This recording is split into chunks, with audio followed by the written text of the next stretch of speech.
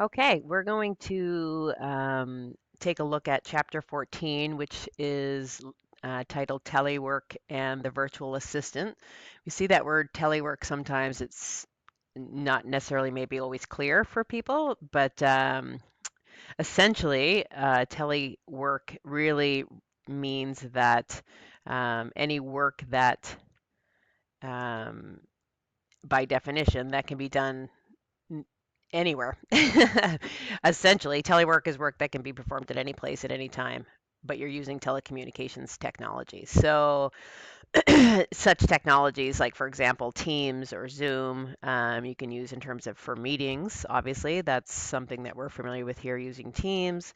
Again, obviously, all your tools that you need as an assistant, you need the internet, you need Wi-Fi, you need to have proper email, and all those kind of tools that go along with being an administrative assistant if you're working from home. And we're going to talk a bit about some of those things that you need to consider if you decide that that's some avenue you want to take as a virtual assistant. I mean, it's really has been on the rise, obviously, since COVID. I did a quick search yesterday on virtual assistant associations in Canada, and there's a few. One is called CAVA, which is Canadian Association of Virtual Assistants. They have a load of resources and support for people who are doing this kind of work. There's also a ton of virtual assistant businesses that have cropped up over the years since COVID. I mean, there were virtual assistants prior to COVID, but that has definitely expanded post COVID. So there's lots of options around becoming a virtual assistant. So I don't know if any of you are potentially interested in doing that. Uh, what I would suggest if you are is to do a little searching online around virtual assistant businesses. I did this yesterday and I found quite a few. Um, and in this chapter, I'm not going to really cover that part of the chapter that much. That's if you're interested in doing something around setting up a virtual assistant business. There's some steps and things to consider in really the kind of the last part of the chapter. Um, so yeah, again, if you're interested, this is definitely something you all would be capable of doing, and you essentially need to have some credibility, which would be having your completion of this program that you would obviously use to promote yourself and your business. Again, showing that you have some experience in education, etc. But there are some steps involved in it that they do go through at the end of the chapter. So again, if you're interested, take a look. It's definitely a viable career. I know a few people who work as virtual assistants. They love it. There's challenges, which we'll talk about, but nonetheless, that's something you want to consider before you kind of jump into that type of work. And I think for all of you, the four of you, it feels like this may be something you might be interested. You're all fairly quiet, and perhaps the interaction in office, this may be a better possibility for you. So something to consider as finish this semester and start dabbling in some work after graduating, to keep in mind. um, so let's take a look at. I had some questions that we were going to do in class. I was going to break you up individually and get you to kind of go through these, but these are basically things that we're going to cover in the slides, the content pieces of the PowerPoint as well. So we'll take a look at some of those traits and qualifications that virtual assistants should have, because it's not for everybody. It definitely is not um, a career path for all types of personalities. You have to be a kind of a very specific type of person to be able to work from home and work independently. So again, we'll talk about those. We'll talk about some challenges. We'll talk about some advantages and disadvantages, as well as, well, we've just defined essentially what virtual assistants are. So some advantages and disadvantages. Um, and this is advantages for individuals as well as for the company. So we'll talk about some advantages for businesses as well, or organizations that hire or want flex work or hybrid opportunities for their employees, which many do these days.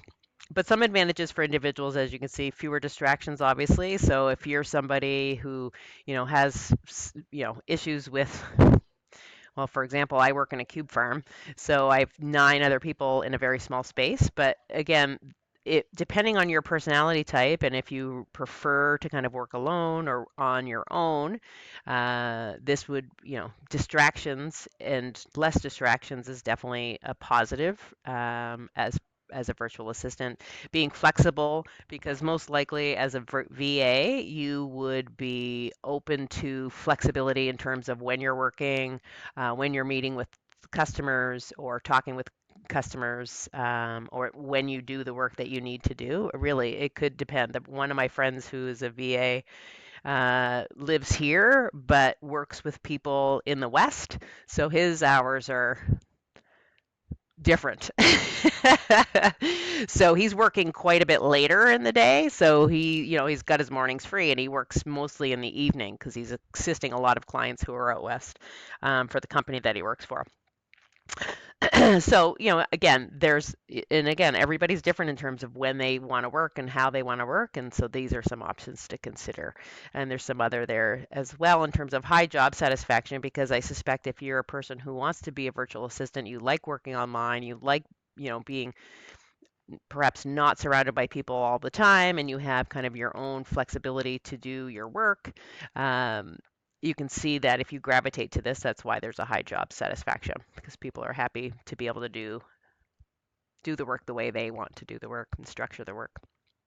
I don't know if any of you know anybody working. Do you know anybody working as a VA? No. Yeah. Some of you may perhaps know somebody, or you may know somebody who's working sometimes at home and sometimes at work, possibly.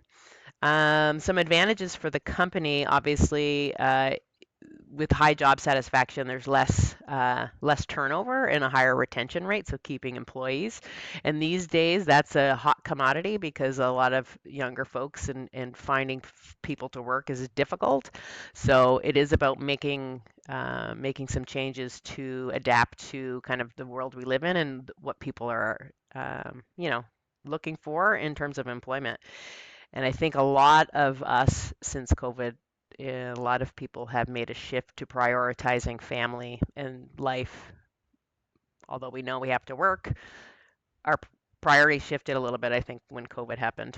And companies are recognizing that. Higher productivity, obviously, if you are able to manage your time and work when it works for you and you're still able to do your work, that obviously makes sense. Um, Yeah, again, just in terms of a company because just for example, here at the college, having a class or a space or an office is near impossible. We're at full capacity here, so a lot of organizations don't necessarily have enough space, or it's always can be a concern. So that definitely helps with that part. Excuse me. These videos are also, I didn't mention this in the beginning, they're all 15 minutes. So once I get close to the 15-minute mark, I will start up another one. So there'll be 2 videos most likely, just so you know. Some disadvantages for individuals, obviously you're working alone, but again, I think if you are doing your kind of due diligence around what kind of career or work you want to do, you really want to assess yourself. And we've done a bit of this in OB, and you did a little bit through personality dimensions in terms of, again, extroversion, introversion, personality, and style. Hopefully, as part of your process and looking for work, that you're considering those things because you really want to line up, kind of who you are with the work you're doing, if you can. I mean, sometimes we don't have those options, but ideally, I think in one of the first steps in starting your own virtual assistant business in the chapter is about self-assessment and assessing whether that is actually going to be a good fit for you being alone. And or not necessarily just being alone, but working at home where you may have other distractions, right? Like, the laundry's calling or kids are home from school or whatever. So there are some things you have to consider in your workspace. Um, so it kind of speaks to some of those that are listed there. So the lack of separation between home and work. And again, I think the other thing about online, you guys would have some experience with online and being in an online environment has a different tone than coming to a class and coming to the school and then leaving. You always have your online there. It's, I know when I did online courses when I was doing my master's, I was doing 3 while I was working full time, and that was stupid. I would never recommend that. It was really tough, and it's always in your face. So it's, oh, you know it's there, your laptop's there, you're like, so you end up doing, probably spending way more time than you should. And that can also happen as a VA, that you maybe are excessively working, um, because of the nature of having it right there at your fingertips at all times. Um, and also not being connected to, anything that's going on in the company, or maybe not getting all the kind of insights that are happening. But there's ways to mitigate that by, making sure that you are connecting back to the company and that you are in touch with your supervisor or other colleagues, et cetera. So that's also part of some of the chatter in the starting your own business section. Um, and some people really like structure, and some people need that kind of check-in point, or having somebody kind of giving them, and again, depending on your VA role, if it is directed from an organization and you're working from home, then that may work. But if you're working for yourself, and you have to develop and manage the clients that you have as an admin assistant, because that's the virtual assistant businesses essentially hire out virtual assistants to people who want them. So there's one site that I went to yesterday, where you basically can go to this business, virtual assistant business, and connect with somebody and potentially hire them, interview them, hire them. So that being said, you have to be a very particular individual, and if you need lots of structure, then either you're going to do that for yourself, or this might not be for you either, is what I would say, and what is suggested in this type of work. And then obviously some disadvantages for the company. It may be, hard to stay connected with that employee. I don't know necessarily if that's a huge ordeal. I think, today it's pretty easy to connect with people, but maintaining adequate communication between other employees, or with customers. So again, if you are working for a company, and also just having an understanding of, how that work is going. But again, as an organization, I would say that's the job of the role of the person who oversees your work, to make sure that they are connecting with you. But again, it may be something out of sight, out of mind, and you may forget to connect with your employee. But um, there's potentially a delay in customer service. So again, if you aren't necessarily in touch with that employee, and or not up to date on kind of how things are going or what they're doing, then there could be issues there as well. But I think that's also part of that management style that could offset some of those disadvantages. So um, societal advantages, obviously, increased community stability. So again, people are given that opportunity to be able to stay closer to home, be within their community. Employees are generally happier and remain, as we mentioned earlier, in terms of retention rates are higher. Increased potential to manage family and home responsibilities. So for some people who want to work, but you have younger children, or you have people coming home from school and daycare and those costs, this is a great opportunity. And I don't want to just stereotype and say for moms, but it definitely is a great opportunity for young mothers or mothers, to be able to still work, be at home, lessen their costs in terms of daycare, and to be able to manage those kind of responsibilities easier. Um, it's never easy, but with a little less headache, I guess. Yeah, and encourages entrepreneurial activity. So again, working independently or working for self, is always a good thing if it's for you.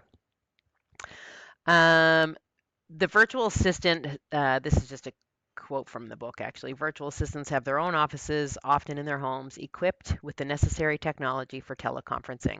So again, that's, screens, laptops, computer, whatever desktop setup you may have, and all those other goodies. But that's really the definition of a virtual assistant. And I mentioned a few of these earlier, so personal traits and skills. My clock is just about to run out, so I'm going to pause. I really only have a couple of slides left, and I'm just going to start a new video.